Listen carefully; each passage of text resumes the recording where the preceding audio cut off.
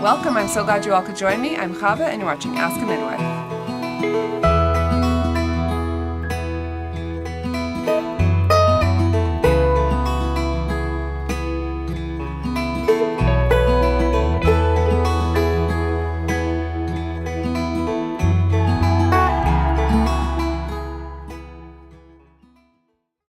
Hi everyone, it's Chavah here. It's a common misconception that the cord around the neck is a dangerous situation for a baby to be in when he or she is born.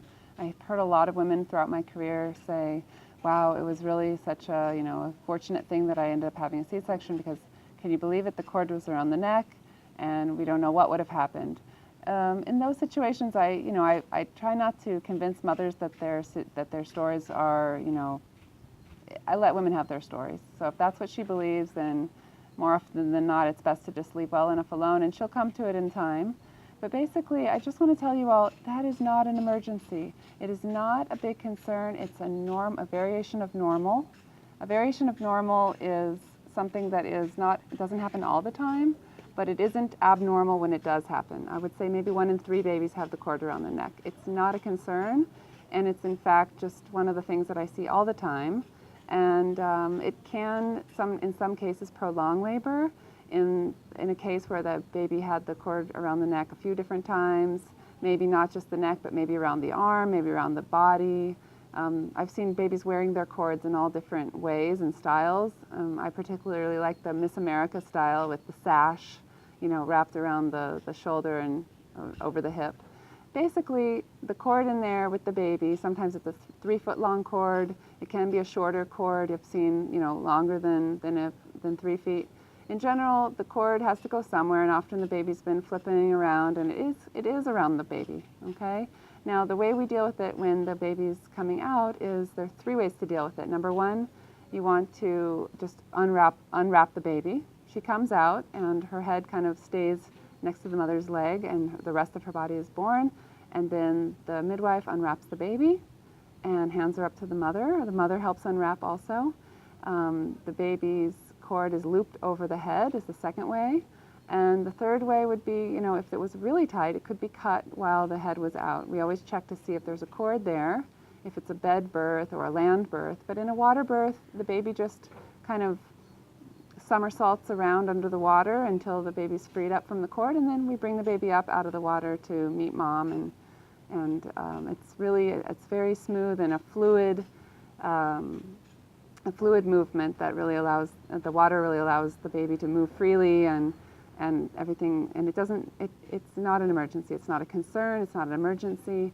If the baby's heart rate is going down, and we see the labor is prolonged, and we see that the cord was indeed wrapped a number of times tightly around the neck, we might attribute some of those heart decelerations, which is when the heartbeat goes down in labor. We might attribute that to the cord being, wrapped tightly around the neck. But really, it's not that the baby's choking. There's no air. The baby isn't breathing. There's no choking happening. It's really just that the cord, as it gets tight, as it gets pulled, it gets narrower.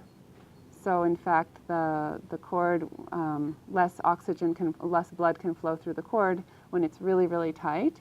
And so that would be a problem. The same thing goes for cord compression. If the cord was pinned in between the baby's, head and the mother's pelvis. The baby is receiving nutrients all the while through the cord, receiving blood, nutrified blood, oxygenated blood through the cord from the placenta, and sending waste products back from the baby to the placenta to be excreted by the mom's body.